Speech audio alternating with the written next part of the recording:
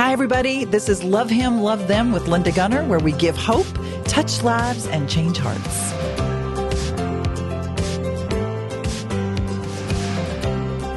Really exciting to be able to be in our brand new studio with our very first guest in our brand new studio. And we have saved the best for the first. That's right. First supposed to be last, last supposed to be first. But today you're going to get the best first. So we're very excited. So make sure you stick around. You're not going to believe it. And actually, this is big, big, big time. So I want to make sure that you are tuning into our website at lovehimlovethem.org. Lots and lots of opportunities, right? From Thanksgiving to Christmas to Valentine's Day to help special needs adults, homeless, hopeless, homebound.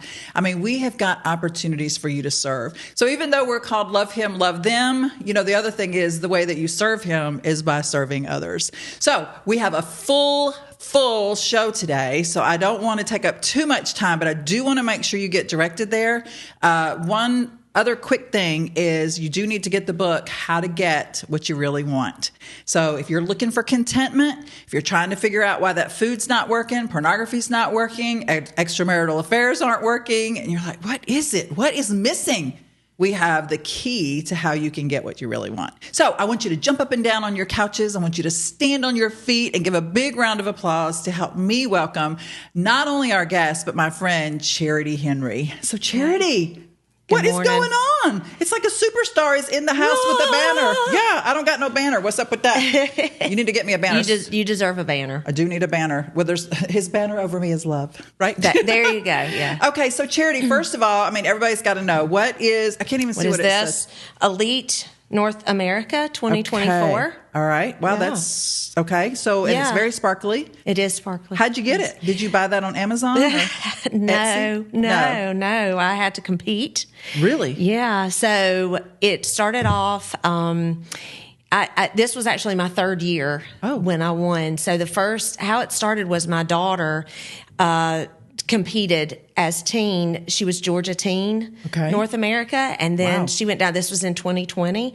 And so she went down and competed and won. Wow. I think it was her third pageant ever. And she won. And so the next year, and she asked me to do it with her that year, just so we would have the experience together. Okay. So I did, and I had a blast. So the next year, she had to go back in crowns. Was like, I'll do it again. Wow. So I went down again. I did even better that year. The first year I placed fifth, and I was really excited about that. I was in the Ms. category. Then the second year, I managed to make it up to elite. Okay. Which is 50 years and older. Oh, wow. And so I placed second runner-up that year. Okay. Then I took a couple of years off, and this past year I just thought, I want to go back. It's a week down in Florida. What is it focused on, or what is it? Beauty? Is it talent? Is it service? There's no talent in it. That'd be the one thing I would change. But I was about to say. So they look at service, your community service, just in general, how you work in your community. For our division, it's interview. 50% is of your overall score is interview. Okay. And then we have casual wear, evening gown, and sports. Wow. wear. Okay. And so is there like one for yours? Does yours say Georgia?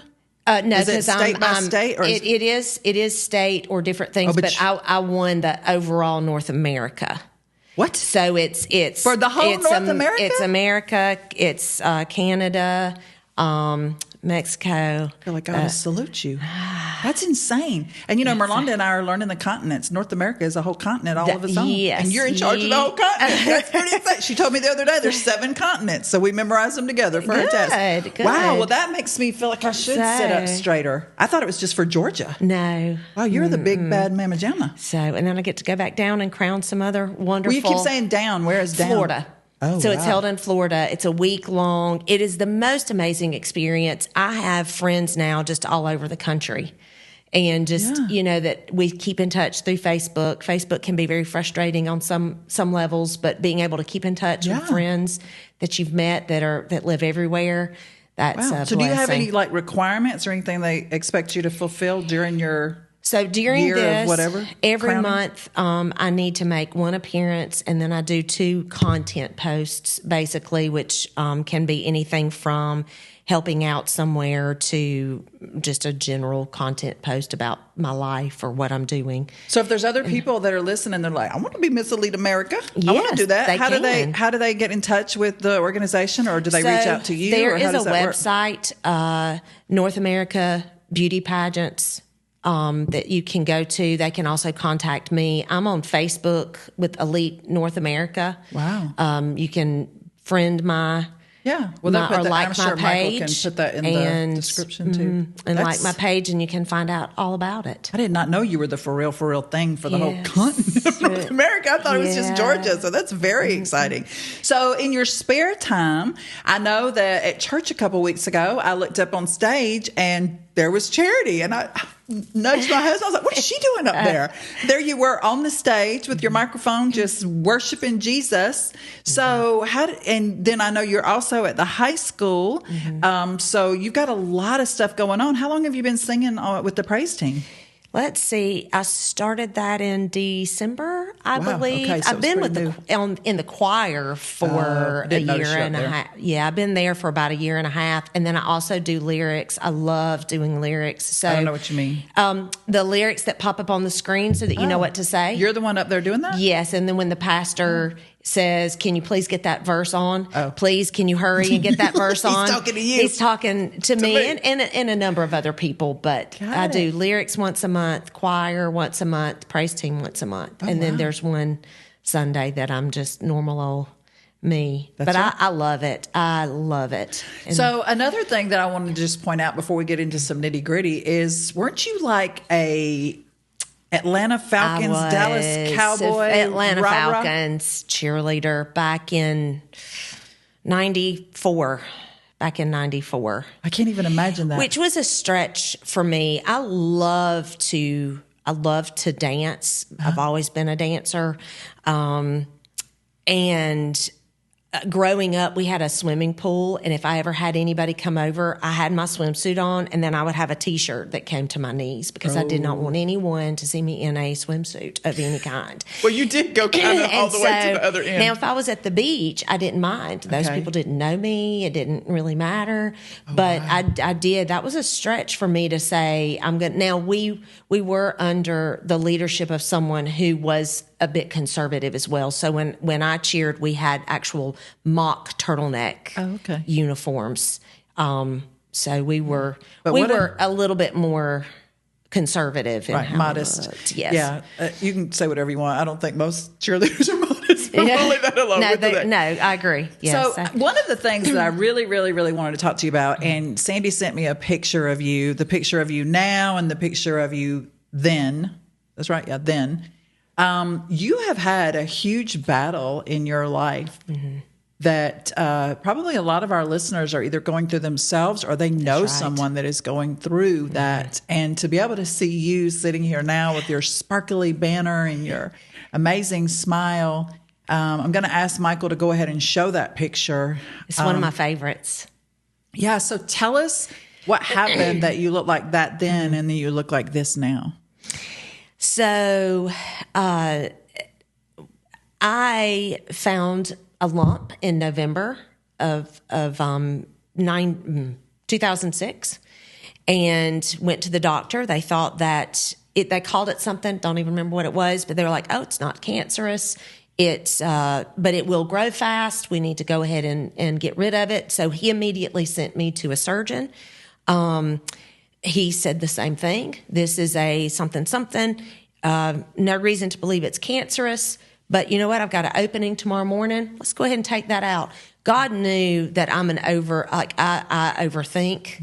And he really blessed me with 2 doctors who did not think it was anything, and yet still the immediacy of the removal. Because I truly look at that as a blessing.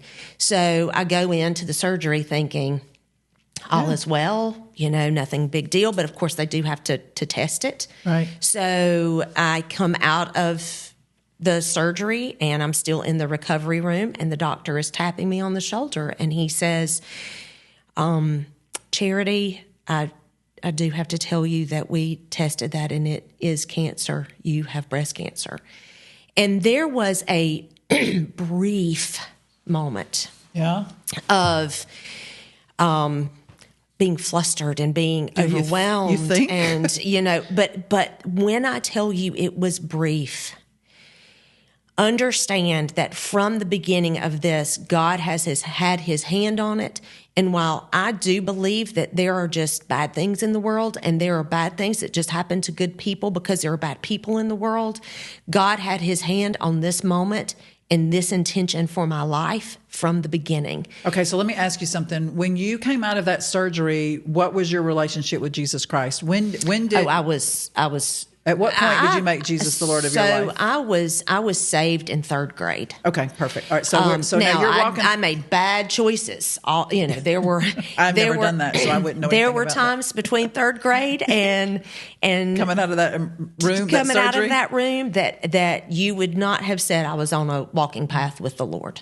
For sure. But at the moment that he tapped you. I was, yes, I was. So peace that passes all understanding took over. All right. I mean, immediately. Wow. And through that entire process, there was one other time that, so they could not get clear margins. I ended up having a mastectomy. Excuse me, in the whole month of January, I believe I had 6 surgeries in that month. And we ended up with the mastectomy, tried to get them to do both, and they would not because of the type of cancer it was. It wasn't a hormonally driven. It was the less than 1% type. And so there was one other time where I felt a little anxious. And that was a moment where I believe that God hears us in all of our times, whether we're angry or whether and he already knows our thoughts anyway, so you might as well be honest with him. Yeah. But I just looked at him and I said, God, you've given me 3 children to raise, and I fully expect you to let me raise them. Bam. Mm-hmm. Mm-hmm. And there you have it. And there we have it. Mm-hmm. So after you were going through all of these surgeries, everything else, I mean, what sustained you then? I mean, obviously God did keep his promise of what you held him to. That's right. God sustained me. God sustained you. Through all of it. Through the chemo. I started chemo. I was supposed to have 2 different kinds. God was very clear to me that I was not to take the second chemo. I told the doctor, I do not believe I'm supposed to take this second particular type of chemo. He said, well, I believe that we need to do it. Oh, wow. And I prayed and I was like, well, I will. I believe that God put this doctor on the earth too and gave him his knowledge that he has. So I'm going to follow that path. The first time they gave it to me, my dad was with me, my precious, precious dad. And he had left to go to the restroom. And all of a sudden I could not breathe. I could feel it going, just like hands going up my lungs and like just closing it off. And Dad came in and I said, I need you to get the nurse. And he said, oh, okay, well, let me. I said, I can't breathe. I need you to get the nurse. And I immediately felt everything turning red, and they came in and unplugged and shooting me up with stuff, and I was having an allergic reaction. And they tried a second time, and I looked at the doctor. I said, I'm telling you, God said this is not the chemo that I'm supposed to take. Happened again. They had me on steroids happened again. And so wow. I went back and they gave me more of the first, and then I was done. What do you think you learned from that? Because, a lot of people say they hear from God, or God told me this, or, I mean, how was that so clear to you? And then when it was clear to you, I mean, was that the wrestling why'd you still do it? But was that the wrestling that the doctor is here? If God was really saying this, he would also speak to the doctor, or how did you wrestle through that? The pastor said, I want to say it was last week or week before, I think it was 2 weeks ago. I'm so sorry. That the devil's voice sounds like our voice. Mm-hmm. He did. And that's where I was. Is this God's voice? Is this God talking to me? Is this the devil talking to me, trying to keep me from being healed? Right. And so I questioned that, and I went with the doctor, and it was clearly God saying, no, this is not the chemo. Do you feel like now that you've walked through that you can hear God's voice clearer, or now you know which one it is? I do. Because, I think that's a big struggle for a lot of people, is that when we hear the voices, one thing is very simple if we can line it up with the word, right? So, if it doesn't line up with the word, that's fine. But in that particular situation, that can be a little icky, because that's right. which is. Now, of course, the first time, whenever you can't breathe, I'm going to be like, oh, okay, I might have heard it wrong. Okay, I think I heard you. So I got you, I got you. But I'm a little bit of, I don't like conflict. And so I can look back and I can see that there are times in my life where I allow people, I don't want to say to walk over me, but I probably don't stand up for myself in the way that I should. And that's one of the areas I still need a lot of work in, I think. Right. So technically the influence of the doctor and the fact that he was in the position that he was in caused you to sort of discount what you feel like your Heavenly Father had told you to do. So after all of that, is everything gone? It is. How did that affect your relationship with Jesus? It brought me so much closer. I think now when I pray, I'm like, please, God, can I just have like about a month or so of no issues, just, of calm, of whatever. But the reality is that I was closer to God going through cancer than I think I've ever been, because I had zero control over that. And to go through, and I certainly don't wish cancer on anybody, but I would pray that everybody would have a moment that they go through something that they don't have control over, and they have to lean into God to experience. Right. Well, the Bible does say, consider it pure joy, my brothers and sisters, when you face trials of many kinds. That's right. Because that's where the perseverance, character, hope comes from. Now, we don't look at it that way. And the minute the trouble happens, and we're in a fallen world. So there is trouble. Yeah. And I think the fact that during those times when we don't place our faith and our trust in God, it really puts us in the same category as an atheist. Right. It's almost as if we don't believe that God means what he says, and we certainly don't think he can do what he said he was going to do. Right. And so we would prefer to worry about it, take our own vengeance, do whatever we want to do. And I think it's very comical that you said that in that situation you weren't in control, as if you are in control of any other time. That's correct. But we think we are. Yes. We definitely think that we are in control. And I was I am also, one of my other areas, I'm a control freak. So that's another area that God consistently works on me. And that one, I knew there was nothing I could do. Yeah, it's very, very interesting. I don't believe in any way, shape, or form that God causes any of his children to be sick in the same manner that we would never want that to happen with any of our kids. But he certainly can use any situation to turn it around for good. That's exactly right. He knew, and he was going to be right there with me. Exactly. So in your relationship with Jesus now, how does that play out? Because you're also... What do you call what you are? Are you the drama teacher? The drama? Yes. What do you call what your job is? Yeah, I'm the theater teacher. And yes. And you've been doing that for 165 years, haven't you? At the high school, I have been there. This is year 17. Oh, wow. It feels 165, but I didn't start teaching till I was 38. Oh, wow. I didn't realize that. So you have, in my personal opinion, and tell me if you're able to use it this way, you have an opportunity with a segment of youth that nobody else gets to be able to love like Jesus. That's right. So tell me how you're able to play that out and how that works for you. So I do think it is important for the kids to know that I love them. I am hard on them, but they know that I'm hard on them because I love them. They know my religious beliefs, but I do not present them in the classroom because it's technically illegal to do so. But it's not illegal to love them. That's right. It is not illegal to love them, and it is not illegal for me to answer questions that they may ask of me. So that opens up the door to to having those discussions. And I had a kid who was atheist, and he made sure that people knew that.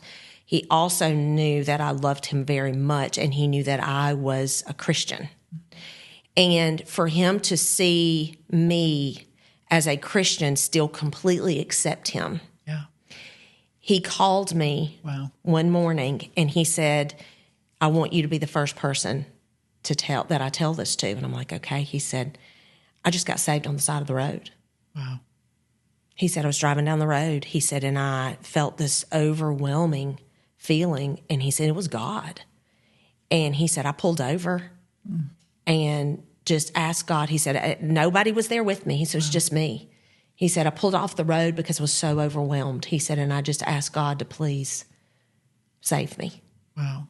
Yeah, so that's magnificent. I think a lot of us think that to be in ministry, we have to be the pastor or the music director or the youth director. But the fact is, our lives are our ministry. That's right. Yeah. And then you get the opportunity. I mean, those kids, not all of them are going to walk in a church. That's right. And so you get the opportunity to love them to Jesus. And that is, when we love like Jesus, the same way when he was walking around, that's what people want. That's what they need. That's what they need. That's right. They might not know that's what they need, but so you're in such an amazing spot. And I know you've got some exciting things coming up. I really want to just circle back one more time to the cancer. Yeah.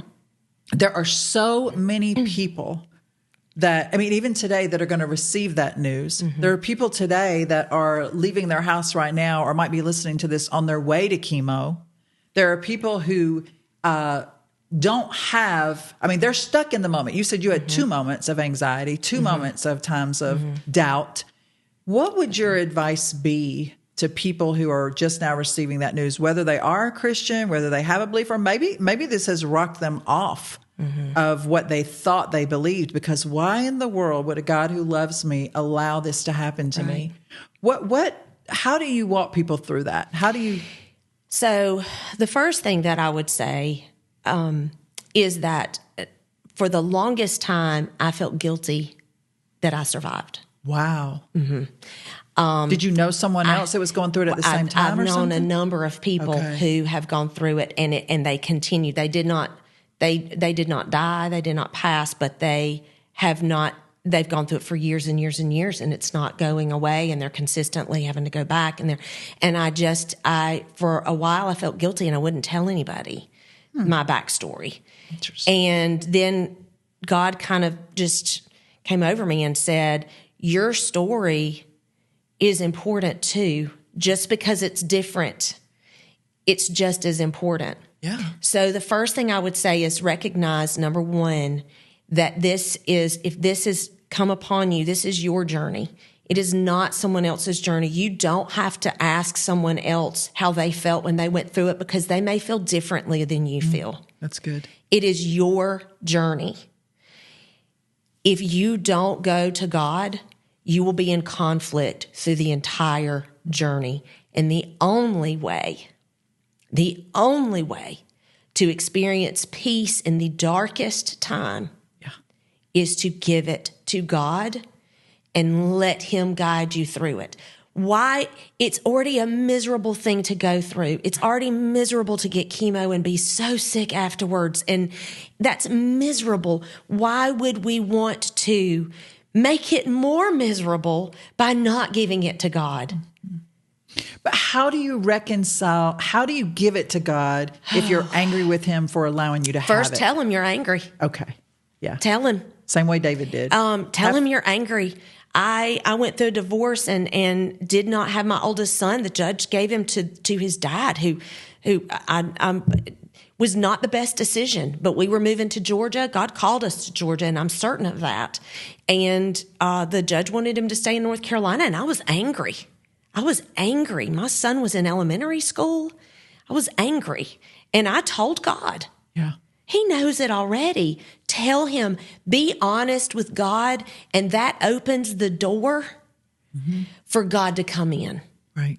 If we shut that door and we refuse to let God know how we feel, then we're not opening the door for him to come in and heal those places. He can't heal the anger if we don't tell him we're angry because we're not allowing him to. So first step. Tell him how you feel. Are you angry? Are you frustrated? Are you depressed? Are you just confused? Tell God how you feel. Go to him. Get on your knees. Get on your face. Get whatever you need to do. Okay. And so after I do that, and now we're 3 months down the road and I'm mad again, and I say, well, I already tried that. It didn't work. Now what do I do? You see, I think it will work. Okay. Because a lot of times that's what you hear is people say, I already tried that. I tried that. I would say you didn't really. Okay. In my opinion, God is there. And if you really opened that door and told him how you felt, and you really go to him in every moment, you can't just go to him day one. You go to him every day. You go to him with every moment. You go to him with everything. If you didn't do that, then you didn't try. Okay. Well, and I'm going to take that to a whole nother level. Okay. I think that the problem is that we say we tried. And a lot of times when you use the word try is not in the Bible. When we say the word try, all of a sudden our brain goes, oh, we're not really doing this. We're just trying it. So if it works, it doesn't work. So in other words, the key factor, I believe firmly, we do a lot of counseling, and a lot of times that's what you hear. Yeah, I tried. I did try that. I tried to work out my marriage. I tried to read the Bible. Well, instead of trying it, let's just do it. I think Yoda says that in Star Wars. I think Nancy Reagan said it too, or something. Or no, maybe it's Nike. Don't Nike try, says it. just do. Don't try, just do. So that's my challenge to you today. What are you trying? What have you said? Yeah, I already tried Jesus. That didn't work. I tried reading the Bible. That didn't work. I tried giving this to God. That didn't work. I tried working on my marriage. That didn't work. Well, I'm going to challenge you today because it does work. This guy that we're talking about, Jesus Christ, is the one who created you. So the same way, we just got an air fryer thingamabob upstairs, and I could not figure out how to operate the thing. So you know what we did? We dug down into the box and we pulled out the instructions, and then we figured out how to turn the thing on, right? For heaven's sakes, what if we had done that in the beginning? We wouldn't have had frustrated. We would have already eaten our dinner. That's what you need to do. These are the instructions. And so if we have the man who created us, not only us, but the entire universe, the entire world, guess what? The same man that created you created your husband. The same person that created you created your children. And so he has the book and the instructions on everything. So instead of just trying it, my advice to you is let's go to the real instructions. Let's figure out how to turn on the crock pot, turn on the air fryer. Let's figure out how to turn on the power of the Holy Spirit that will come in, and that is who is going to heal you. That is who is going to reconcile your marriage. That is who is going to reconcile your relationships. That is who is when you're not even with your kids that are far, far away doing horrible whatever things. That's what works. So today, whatever you're doing, whatever you're searching for, instead of trying it, I want you to just do it.